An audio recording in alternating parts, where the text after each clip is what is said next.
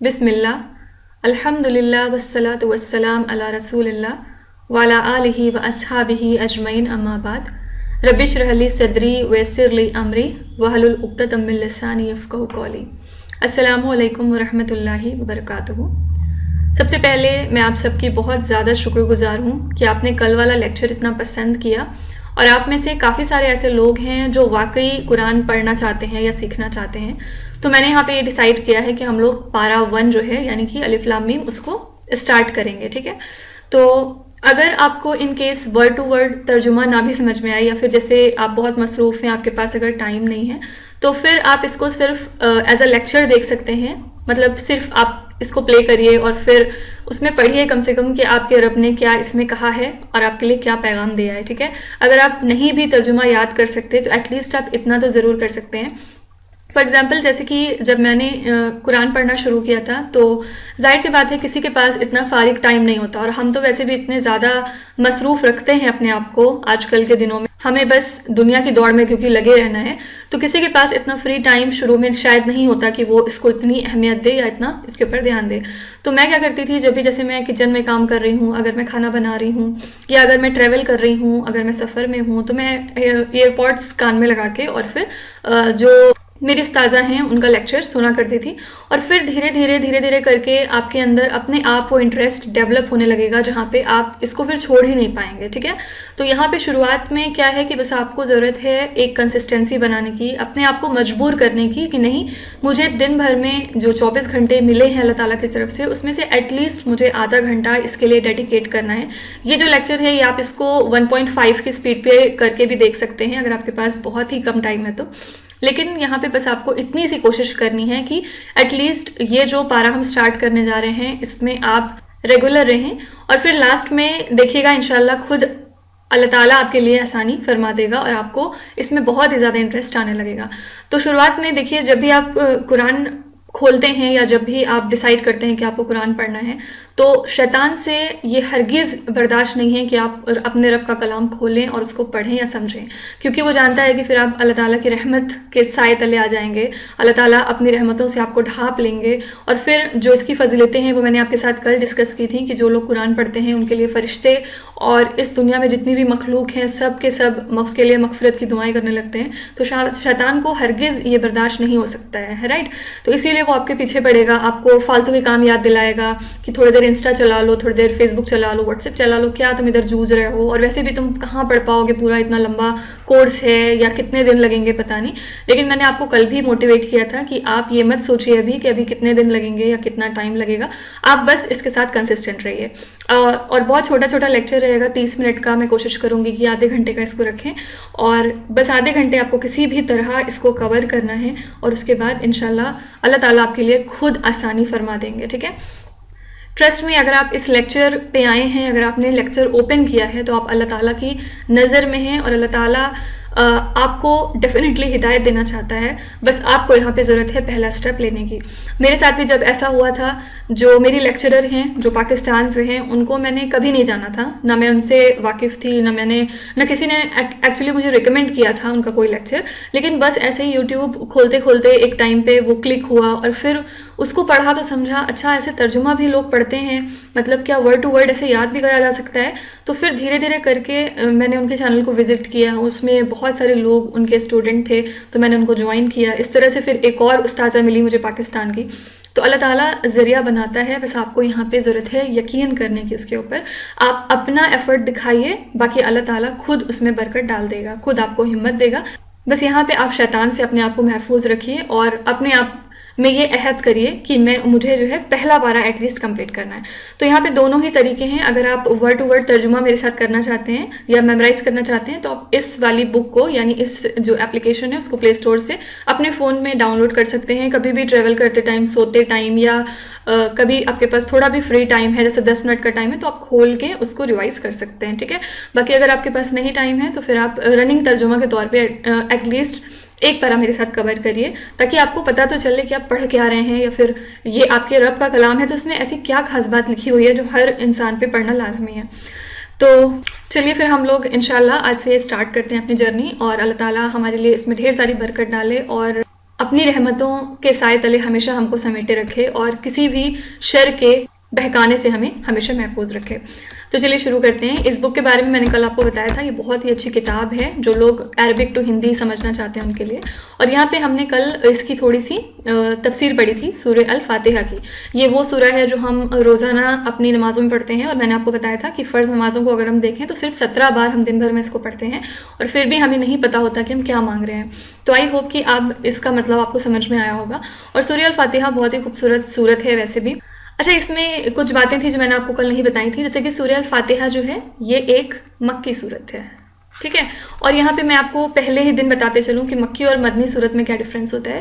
دیکھیے، جو نبی صلی اللہ علیہ وسلم تھے جب وہ مکہ میں ہوتے ہیں، 40 سال کی عمر پہ ان کے اوپر ریولیشن آتا ہے، یعنی کہ ان کو پتہ چلتا ہے کہ وہ ایک نبی ہیں اور ان کے اوپر قرآن کا پیغام آنا شروع ہو جاتا ہے۔ اور ان کی وفات ہوتی ہے 63 سال پہ، اور جب وہ مدینہ میں ہوتے ہیں، ٹھیک ہے۔ تو 40 to 63 یہ ہو گیا، اور بیچ میں 53 ایئرس پہ جب وہ پہنچتے ہیں تو وہ ہجرت کر جاتے ہیں مدینہ کی طرف، ٹھیک ہے۔ تو 40 to 53 یعنی کہ 13 سال کا یہ جو پیریڈ ہے یہ مکہ میں گزارتے ہیں، اور 53 to 63 یعنی کہ یہ جو 10 سال کا پیریڈ ہے ریسٹ، وہ مدینہ میں گزارتے ہیں۔ تو جب وہ مکہ میں تھے، یعنی کہ اس ٹائم پیریڈ میں 13 سال کی نبوت کے بعد، تو اس دوران جو بھی آیتیں یا جو بھی صورتیں یا جو بھی قرآن کا حصہ نازل ہوا ہے ان کے اوپر، اس کو ہم مکی بولتے ہیں، ٹھیک ہے۔ یعنی کہ سورہ الفاتحہ کیا کہنے کا مطلب ہے کہ جب وہ مکہ میں تھے، یعنی کہ ہجرت کے پہلے یہ سورہ نازل ہوئی ہے، ٹھیک ہے۔ اور یہ جو ریسٹ 10 سال ہیں مدینہ میں جو انہوں نے بتائے تھے، اس دوران جو بھی ان کے اوپر آیت یا صورت نازل ہوئی ہے اس کو ہم بولتے ہیں کہ یہ مدنی صورتیں ہیں۔ اچھا، اب یہاں پہ ایک کنڈیشن ہے، سپوز مکہ سے مدینہ ہجرت ہو گئی ہے اور نبی صلی اللہ علیہ وسلم لیٹ سپوز کہ وہ 55 ایئرس کے ہیں، ٹھیک ہے۔ اور اس دوران اگر وہ واپس کہیں پہ جاتے ہیں، جیسے سپوز وہ فتح مکہ کے موقع پہ واپس مکہ گئے تھے، تو اس دوران بھی اگر ان کے اوپر کوئی بھی صورت نازل ہو رہی ہے تو اس کو ہم مدنی سورہ ہی بولیں گے، آلدو وہ پریزنٹ مکہ میں ہے فزیکل طریقے پہ، لیکن کیونکہ ہجرت کے بعد ایسا ہو رہا ہے، یعنی کہ وہ پرماننٹ مدینہ میں رہ رہے ہیں، اب وہ کہیں بھی جائیں، مکہ کے آس پاس جائیں، مکہ میں جائیں، لیکن ان کی جو آیتیں یا صورتیں ہیں وہ پھر مدنی ہی کہلائیں گے، ٹھیک ہے۔ تو یہاں پہ بس میرا کہنے کا مطلب کہ آپ کو کس سے میجر کرنا ہے یہ چیز کہ یہ مکی صورت ہے یا مدنی، ہجرت سے۔ ہجرت کے پہلے کی جو بھی چیزیں ہیں ان کو ہم مکی بولتے ہیں، ہجرت کے بعد جو چیزیں نازل ہوئی ہیں ان کو ہم مدنی بولتے ہیں، ٹھیک ہے۔ تو سورہ الفاتحہ جو ہے یہ ایک مکی صورت ہے، فائن۔ یہاں پہ میں آپ کو ایک چیز اور بتاتے چلوں کہ جو شان نزول ہے نبی صلی اللہ علیہ وسلم کے اوپر، یعنی جس طرح سے یا جس پروسیجر سے قرآن نازل ہوا، جو آج کی ہماری ہینڈ بک ہے وہ اس طرح بالکل نہیں ہے، ٹھیک ہے۔ ایک ویڈیو میں نے آپ کو بتایا تھا کہ نبی صلی اللہ علیہ وسلم کے اوپر پہلی صورت کون سی نازل ہوئی تھی، سورہ العلق کی 5 آیتیں شروع کی، کون سی تھی وہ؟ اقرا بسم ربک الذی خلق۔ آپ وہ دیکھیں گے کہ قرآن کے بہت بعد کے حصے میں سورہ العلق آتا ہے، اور آخری صورت کون سی نازل ہوئی تھی؟ سورہ المائدہ کی صورت ہے، جہاں پہ اللہ تعالیٰ کہتے ہیں کہ آج جو دین ہے وہ مکمل ہو چکا ہے۔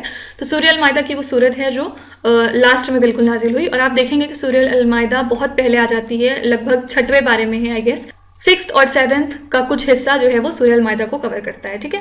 تو اس طرح سے آپ دیکھیں گے کہ جو شان نزول ہے وہ بالکل الگ ہے، اور جو آج کی ہینڈ بک ہے وہ بالکل الگ ہے۔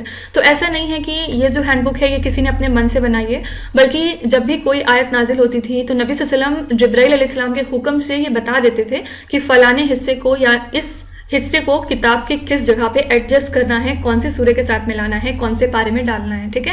تو یہ بات یاد رکھیے گا، کوئی آپ سے سوال کر سکتا ہے کہ جس طرح سے نازل ہوئی ہیں آیتیں آج وہ ہمارے پاس اس فارمیٹ میں کیوں نہیں ہیں، تاکہ جو قرآن ہے وہ ایک اسپیسیفک ارینجمنٹ میں آ جائے، اس کے 30 جو ہے حصے کیے گئے ہیں تاکہ ہماری سہولیت ہو سکے، ہم ہر پارے کو سمجھ سکیں اچھے سے، یا جیسے رمضان آتا ہے تو ایک ایک پارا ڈیلی پڑھ سکیں، تو ہماری سہولیت کے لیے یہ ڈسٹریبیوشن کیا گیا ہے، ٹھیک ہے۔ اور یہ نبی صلی اللہ علیہ وسلم کے حکم سے، یعنی کہ نبی صلی اللہ علیہ وسلم نے ایسا حکم دیا تھا اللہ تعالیٰ کے اذن سے۔ تو ہمیشہ یہ بات یاد رکھیے گا، کسی نے اپنی مرضی سے یہ ہینڈ بک نہیں تیار کی ہے، بلکہ یہ حکم نبی صلی اللہ علیہ وسلم کا تھا۔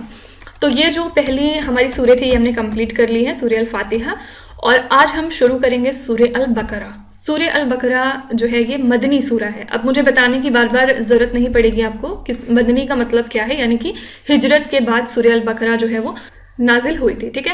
اور سورہ البقرہ یاد رکھیے گا کہ یہ سب سے لمبی سورت ہے پورے قرآن شریف میں، اور ٹوٹل یہ 2.5 پارہ لگ بھگ کور کرتی ہے، جس میں آپ پہلا پارہ پورا لے لیجئے الف لام میم، سیکنڈ پارہ اس میں پورا آتا ہے سیکول، اور तीसरा पारा जो है तिलका रसूल उसका थोड़ा सा हिस्सा शुरू का आता है, और बाकी जो है इसकी बहुत सारी फजीलतें हैं।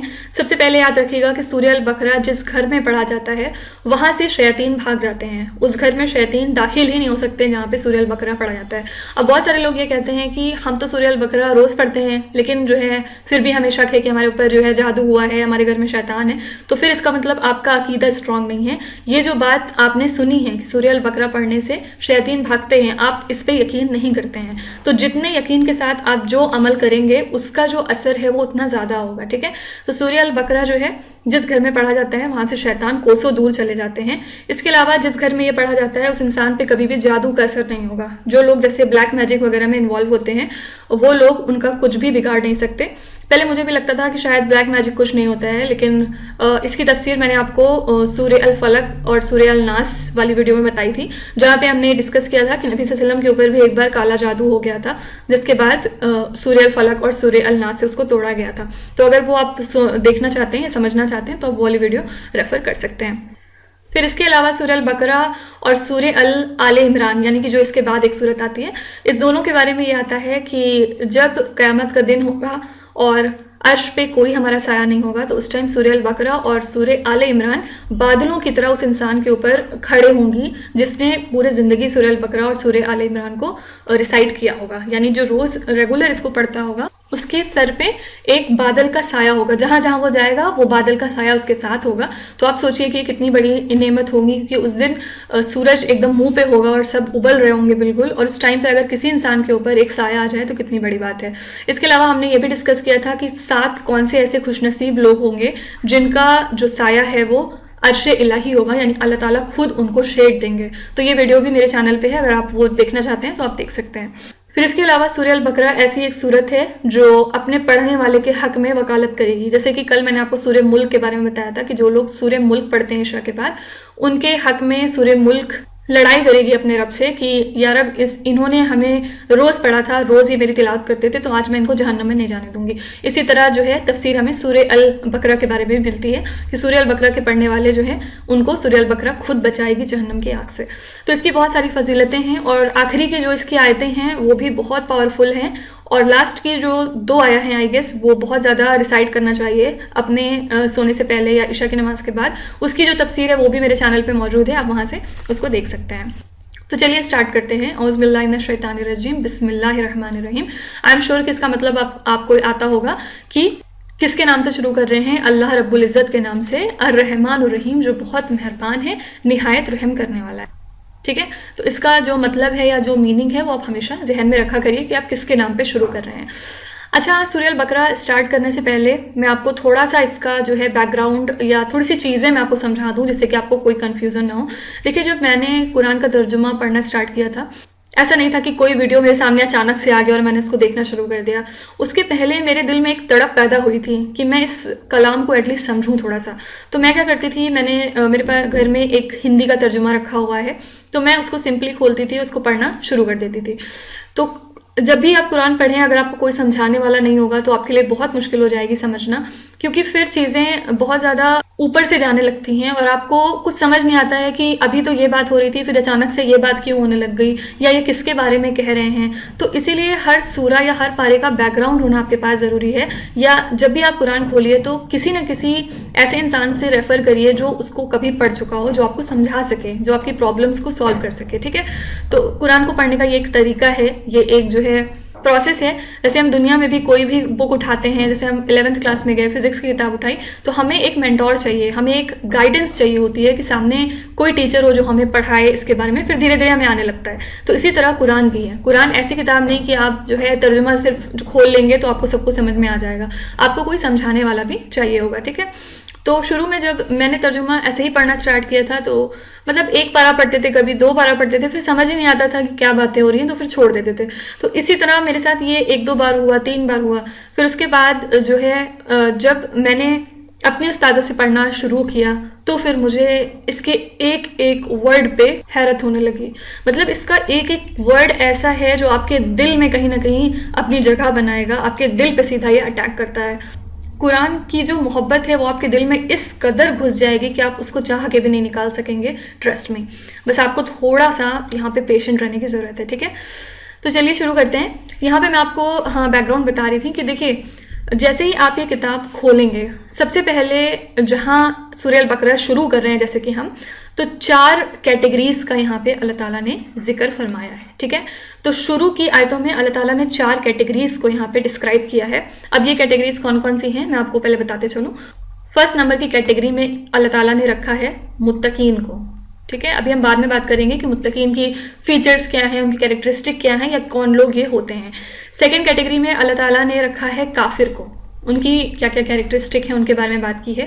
اور تھرڈ نمبر پہ اللہ تعالیٰ نے رکھا ہے منافقین کو. یہ بہت ہی خطرناک کیٹیگری ہے اور اس کے بارے میں بھی ہم ڈیٹیل میں بات کریں گے. اور لاسٹ کیٹیگری ہے فاسق کی کیٹیگری. ٹھیک ہے، تو شروع کی جو 5 آیتیں ہیں وہ متقین کے اوپر بیسڈ رہیں گی. اللہ تعالیٰ نے اس میں متقین کی فیچرز بتائے ہیں. پھر اگلی 2 آیتوں میں اللہ تعالیٰ نے کافر کو بتا کے ختم کر دیا کہ کافر کون لوگ ہوتے ہیں. پھر اگلی 13 آیتوں میں منافقین کی ڈسکرپشن ہے، اور پھر فاسق کو بھی اسی طرح اللہ تعالیٰ نے لاسٹ میں ڈسکرائب کیا ہے.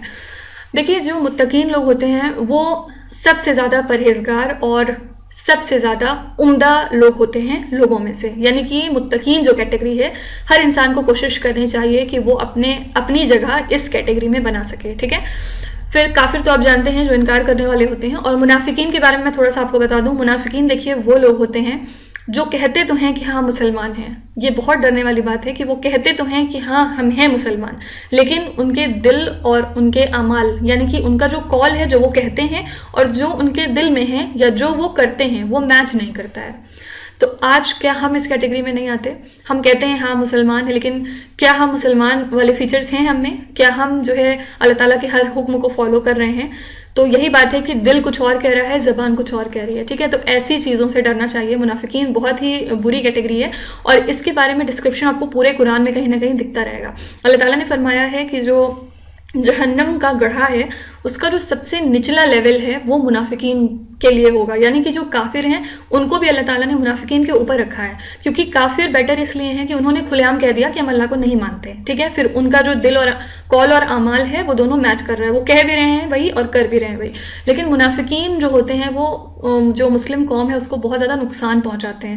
وہ کہتے کچھ ہیں کرتے کچھ ہیں، اور ان کو دیکھ کے پھر لوگوں میں ایک الگ انڈرسٹینڈنگ بنتی ہے کہ اچھا ایسے ہوتے ہیں مسلمان. تو وہ کہیں نہ کہیں مسلمانوں کو مس ریپرزنٹیٹ کرتے ہیں. اسی وجہ سے منافقین کے لیے اللہ تعالیٰ نے فرمایا کہ وہ جہنم کے سب سے نچلے گڑھے جس کو درک کہتے ہیں اس میں رہیں گے. تو یہی سزا ہے منافقین کی. ٹھیک ہے، تو جو بھی ہم اس بارے میں آیت پڑھیں گے اس میں آپ کو اپنے ساتھ عہد کرنا ہے کہ آپ کسی اور میں وہ غلطیاں نہیں ڈھونڈیں گے. آپ یہ نہیں کہیں گے کہ یہ جو چیز ہے وہ میرے فلاں فرینڈ میں ہے، میری فلاں دوست میں ہے. یہ سب نہیں کرنا ہے. ہر آیت اپنے اوپر ڈال کے رکھنی ہے، ڈال کے چیک کرنی ہے، کراس چیک کرنی ہے کہ کیا یہ آیت میرے لیے تو نہیں ہے، اللہ تعالیٰ نے یہ میرے لیے تو نہیں کہا ہے. ٹھیک ہے، تو چلیے شروع کرتے ہیں. بسم اللہ الرحمن الرحیم. سب سے پہلے الف لام میم. دیکھیں یہ جو ہیں یہ حروف مقطعات ہوتے ہیں. ٹھیک ہے، اب حروف مقطعات کیا ہیں؟ جیسے آپ قرآن شریف میں بہت ساری جگہ دیکھیں گے یاسین، ہا میم، اس طرح عین سین کاف تا ہا، اس طرح کے جو ورڈز ہوتے ہیں ان کا جو مطلب ہے وہ کوئی نہیں جانتا. ٹھیک ہے، یہ واللہ عالم کیوں اللہ تعالیٰ نے رکھے ہیں، ان کا کوئی میننگ نہیں ہے. بس نبی صلی اللہ علیہ وسلم کے تھرو ہمیں یہ پتہ چلتا ہے کہ جیسے الف ہے، لام ہے اور میم ہے، تو ہر ورڈ کے بدلے 10 نیکیاں آپ کو ملتی ہیں. ٹھیک ہے، ایسے بھی قرآن شریف کا جیسے جب آپ تلاوت کرنے بیٹھتے ہیں تو آپ ہر ورڈ پہ 10 نیکی کما رہے ہوتے ہیں. تو اگر آپ نے ایک پارہ پڑھا تو آپ کاؤنٹ کر سکتے ہیں کہ آپ نے کتنی ساری نیکیاں کما لی. تو اس کے بارے میں ہمیں صرف نبی صلی اللہ علیہ وسلم نے اتنا بتایا کہ یہ حروف مقطعات ہیں اور ہر ایک لیٹر کے بدلے آپ کو 10 نیکیاں دی جائیں گی. تو جیسے الف ہے، لام ہے، میم ہے، 3 یہاں پہ لیٹرز ہیں، تو آپ کو اس کو پڑھنے پہ صرف اکیلے 30 نیکیاں مل جائیں گی. ٹھیک ہے، کیونکہ نبی صلی اللہ علیہ وسلم نے اس کے بارے میں ہمیں کچھ نہیں بتایا تو ہمیں اپنے دماغ سے کچھ سوچنے کی ضرورت نہیں ہے کہ یہ کیوں ڈالا ہے اللہ تعالیٰ نے. اللہ تعالیٰ کی جو بھی حکمت ہے وہ جیسا چاہے ویسا کرے. ٹھیک ہے، ہم کو بس جو حکم دیا گیا ہے ہم اس کے مطابق چلیں گے. اب دیکھیے پہلی ہی لائن میں اللہ تعالیٰ نے کیا فرمایا، ذالکا. ذالکا کا مطلب ہوتا ہے یہ، الکتاب یہ وہ کتاب ہے، لا ریب فیہ جس میں نہیں شک کوئی، فی ہی اس میں ہدن ہدایت ہے، للمتقین پرہیزگاروں کے لیے. اب دیکھیں یہاں پہ کیا فرما رہے ہیں. دیکھیے جب بھی کسی بھی ورڈ کے آگے آپ کو الف دکھ جائے یعنی کہ تو اس کو آپ ایسے دا کی طرح سمجھ سکتے ہیں انگلش میں. جیسے کہ ہم کسی بک کو کہتے ہیں अ बुक मतलब कोई भी बुक, द बुक का मतलब कोई एक स्पेसिफिक बुक की यहाँ पे बात हो रही है। द बुक का मतलब कोई स्पेसिफिक बुक की हम यहाँ पे बात करने लगे हैं, ठीक है। इसी तरह एन एप्पल मतलब कोई भी सेब हो सकता है। द एप्पल का मतलब किसी हम एक स्पेसिफिक सेब की बात कर रहे हैं। उसी तरह यहाँ पे अल किताब का मतलब है कि ये जो स्पेसिफिक किताब जो तुम खोल चुके हो, जो तुम पढ़ना शुरू कर चुके हो, अल्लाह ताला इसके बारे में फरमा रहे हैं कि ये वो किताब है ला रैब फी, जिसमें कोई शक नहीं। रैब देखिए कहते हैं बहुत ही कोई महीन शक हो। जैसे इसकी एग्जांपल देखिए इस तरह दी जाती है कि जो संगमरमर का पत्थर होता है, अगर उस पर एक पतली लाइन खींची जाए तो वो जो उस पर विजिबल तक नहीं होती है, उतना शक भी आपको इस किताब में सबसे पहले नहीं होना चाहिए, ठीक है। तो जो कोई भी इसको पढ़ने शुरू करे, पहला वर्क इसका खोलेगा, उसको ये पता चलेगा कि ये किताब एकदम सच्ची है। इसमें जो भी चीज़ें लिखी हुई हैं शुरू से लेकर सूरह अल फातिहा से सूरह नास तक, वो बिल्कुल हक की बातें हैं, बिल्कुल सच्ची बातें हैं। अगर किसी को शक है तो वो अभी छोड़ के चला जाए, ठीक है। यानी सबसे पहले जब आपने किताब खोली तो आपको अल्लाह ताला ने फरमाया कि तुम सबसे पहले अपने दिल के शक को पूरी तरीके से दूर कर दो, ताकि फिर वो दिल मैं तुम्हारा पाक कर सकूँ और उसको हिदायत दे सकूँ, ठीक है।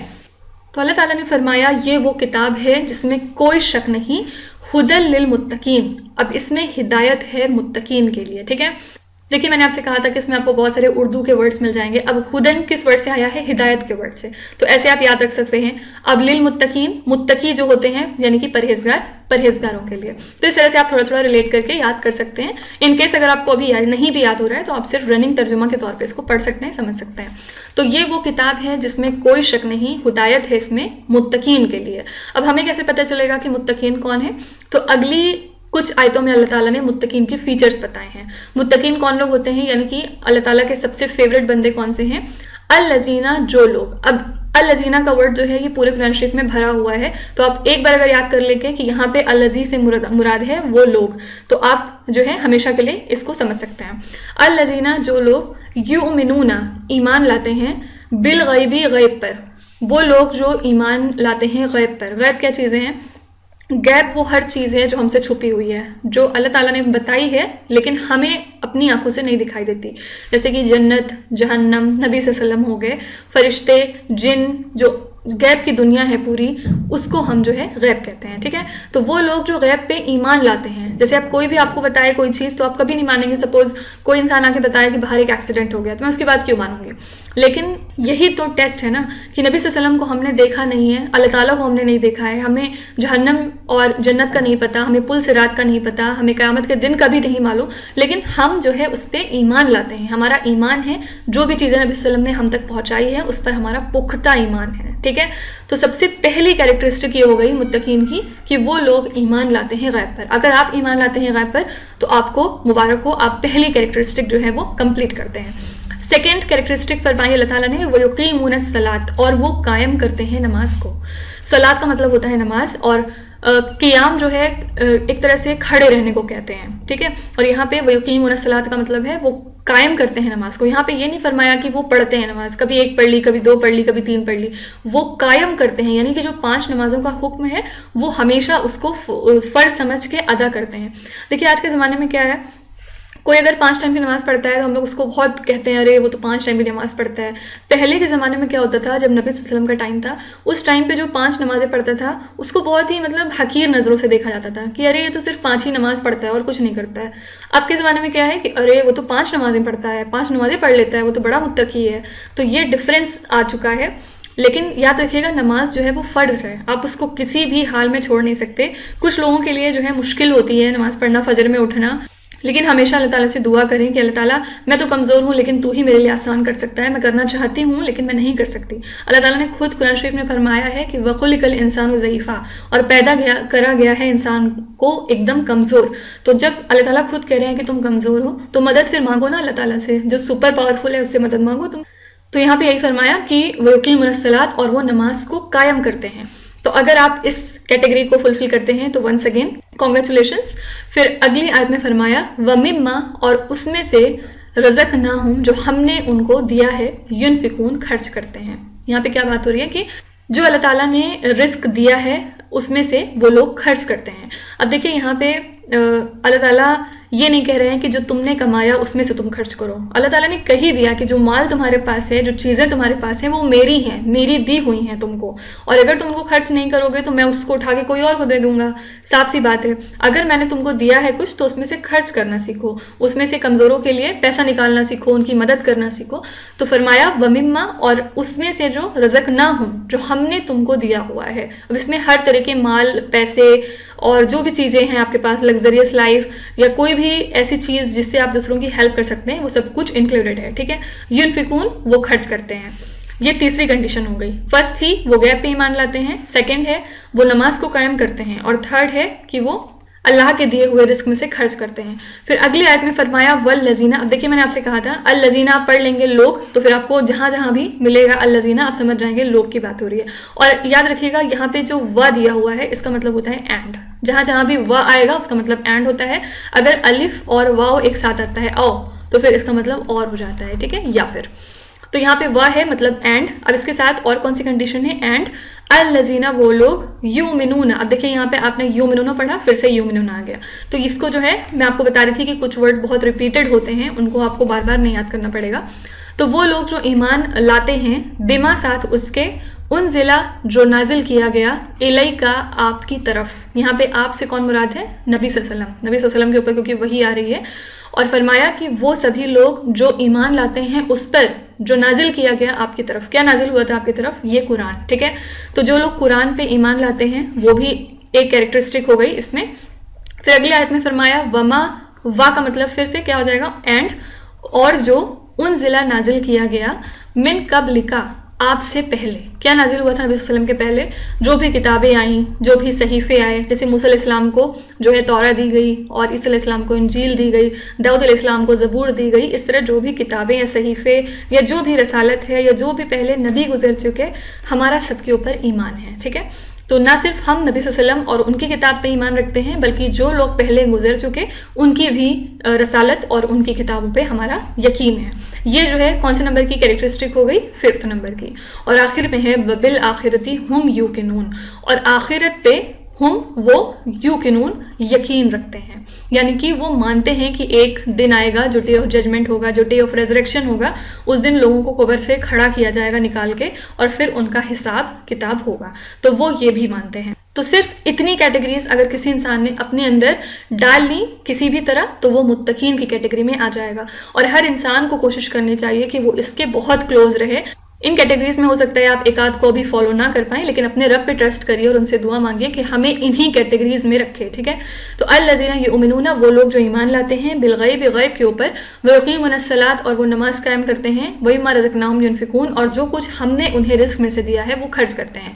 फिर अगली आयत में वल्लज़ीना युमिनूना, वो लोग जो ईमान लाते हैं, बिमा, साथ उसके, उनज़िला इलैक, जो आपकी तरफ नाजिल किया गया है, वमा, और जो उनज़िला मिन क़ब्लिक, नाजिल किया गया है आपसे पहले, व बिल आखिरती, और आखिरत पर हम वो सब यूकिनून, यकीन रखते हैं, ठीक है। तो ये इतनी फीचर्स हो गई मुत्तकीन की।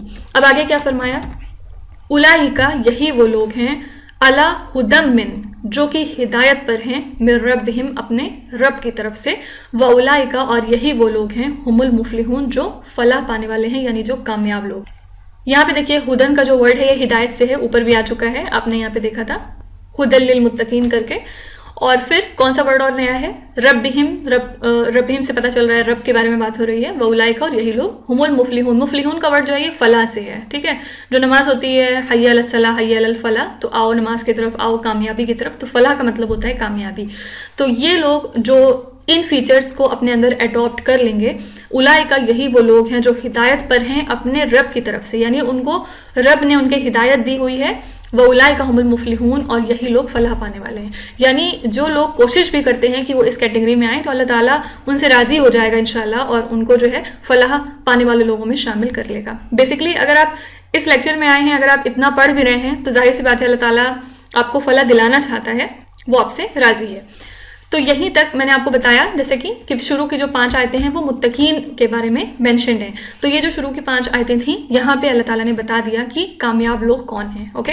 फिर अगली की जो 2 आयतें हैं इसमें हम पढ़ेंगे कि काफिर कौन है। इन्ना, बेशक, देखिए अब जहाँ जहाँ इन्ना आएगा समझ लीजिएगा कि इसका मतलब बेशक है, ठीक है। अल्लज़ीना, फिर से लोग, जिन लोगों ने, کفرو کا ورڈ جو ہے وہ کفر سے ہے، ٹھیک ہے، یہ سب اردو کے لفظ ہیں، بس یہاں پہ عربک کی طرح یوز کیا گیا ہے. بے شک وہ لوگ جنہوں نے کفر کیا، سوا ان برابر ہے، علیہم ان پر، انذرتہم کہ آپ انہیں ڈرائیں، ام لم یا نہ، تنذرہم ڈرائیں، لا یؤمنون نہیں ہے وہ ایمان لانے والے. یہاں پہ کیا بات ہو رہی ہے کہ بے شک وہ لوگ جو کفر کرتے ہیں ان کے لیے برابر ہے کہ آپ ان کو یہ پیغام دیں، آپ ان کو ڈرائیں یا پھر نہ ڈرائیں، ان کو کوئی مطلب نہیں، وہ نہیں ہے ایمان لانے والے. دیکھیے بہت سارے لوگ کا یہ کہنا ہوتا ہے کہ اگر کوئی کفر کر رہا ہے تو اس میں اس کی کیا غلطی، اس کو ہدایت نہیں مل رہی ہے. لیکن یاد رکھیے گا کہ ہدایت کا جو معاملہ ہے وہ آپ کے دل کے ساتھ جڑا ہے. جو ہدایت چاہے گا اللہ تعالیٰ اس کو ہی دے گا ہدایت، فالتو لوگوں کو نہیں دیتا ہے اللہ تعالیٰ ہدایت. جو کوشش ہی نہیں کر رہا، جو اس راستے پہ آنا ہی نہیں چاہتا، اللہ تعالیٰ اس کو کیوں بلائے گا اپنی طرف. تم گھومتے رہو ایسے ہی، اللہ تعالیٰ کو کوئی فرق نہیں پڑتا کہ تم کس گھاٹی میں جا کے پھر مر رہے ہو، ٹھیک ہے. تو اللہ تعالیٰ نے فرمایا کہ جو لوگ کفر کرتے ہیں برابر ہے ان کے لیے کہ تم انہیں ڈراؤ یا نہ ڈراؤ، نہیں ہے وہ ایمان لانے والے. پھر اگلی آیت جو ہے وہ بہت خطرناک ہے. ختم اللہ تعالیٰ نے مہر لگا دی. ختم کا مطلب ہوتا ہے مہر لگا دی اللہ نے، علی قلوبہم ان کے دلوں پر. قلوب کا ورڈ جو ہے وہ قلب سے ہے، قلب کا مطلب دل ہوتا ہے، ٹھیک ہے.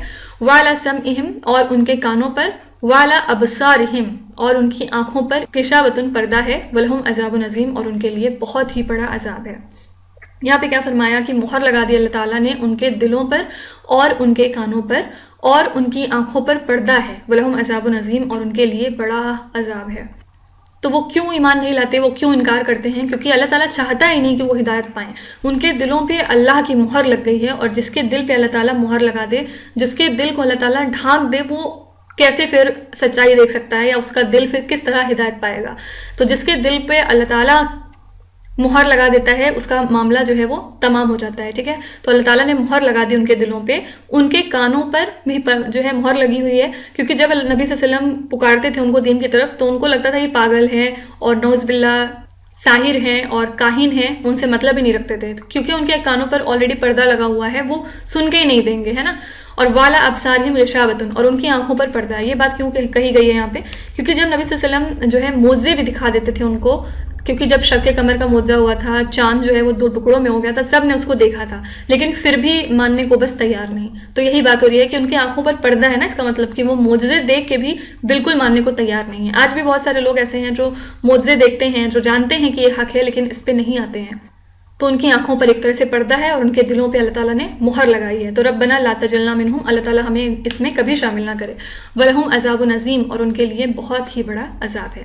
تو آپ دیکھ رہے ہوں گے کہ شروع کی 5 آیتوں میں اللہ تعالیٰ نے پہلے متقین کی کیریکٹرسٹکس بتائی ہیں، اور اگلی 2 آیتوں میں اللہ تعالیٰ نے کافروں کا معاملہ تمام کر دیا ہے. کل ہم یہاں سے کنٹینیو کریں گے جہاں پہ ہم منافقین کی نشانیاں دیکھیں گے، اور اگلی 13 آیتوں کے اندر اللہ تعالیٰ نے منافقین کی ڈسکرپشن کری ہے کہ منافقین کون لوگ ہوتے ہیں، ٹھیک ہے. تو آئی ہوپ کہ یہ جو لیکچر ہے یہ آپ کو کہیں نہ کہیں ہیلپ کیا ہوگا اور آپ ڈیفینیٹلی سمجھ پا رہے ہوں گے جو میں آپ کو سمجھانا چاہتی ہوں. باقی اللہ تعالیٰ آپ کے لیے بہت ہی زیادہ آسانی کرے. جس راستے پہ آپ چل چکے ہیں بس اس پہ جمے رہیے گا، میری بار بار آپ سے درخواست ہے، کیونکہ شیطان آپ کو بہت ہی زیادہ بہکائے گا اور آپ کو کسی قیمت اس کو پڑھنے نہیں دے گا. تو بس اپنے رب سے دعا کرتے رہیے اور اس پہ جمے رہیے، اور انشاءاللہ ہم لوگ بہت جلد یہ پارہ کور کریں گے. بہت ہی خوبصورت پارہ ہے، اس میں آگے بہت ساری چیزیں آئیں گی. جو ابلیس کا واقعہ ہوتا ہے جو ہم پڑھتے تھے بچپن میں کہ کس طرح ابلیس نے آدم علیہ السلام کو جھکنے سے انکار کر دیا تھا ان کے سامنے اور پھر وہ مردود ہو گیا تھا تبھی سے، یہ والا واقعہ آئے گا. پھر کس طرح ابراہیم علیہ السلام نے کعبے کو ڈیزائن کیا تھا، یہ سب آئے گا آگے چل کے، اور انہوں نے کیا اس وقت دعائیں کی تھی اسماعیل علیہ السلام کے ساتھ مل کے، یہ سب میں آپ کو ایکسپلین کرتے چلوں گی. تو ابھی بہت لمبی جرنی ہے، بس آپ جمے رہیے انشاءاللہ. اللہ تعالیٰ ہم سب کے لیے آسانی کرے، دین پڑھنے اور پڑھانے والوں میں ہمیشہ شامل رکھے. اور اگر آج سے آپ نے یہ لیکچر سٹارٹ کیا ہے تو سب سے پہلے آپ کو بہت زیادہ مبارکباد، کیونکہ آپ عالم کی کیٹیگری میں آ چکے ہیں، اور بیچ میں اللہ نہ کرے لیکن اگر آپ فوت ہوتے ہیں تو آپ سیدھے شہداء کے درجے پہ پہنچ جائیں گے. تو اس کی فضیلتیں ہمیشہ دھیان میں رکھیے گا اور بالکل بھی اس کو چھوڑیے گا نہیں.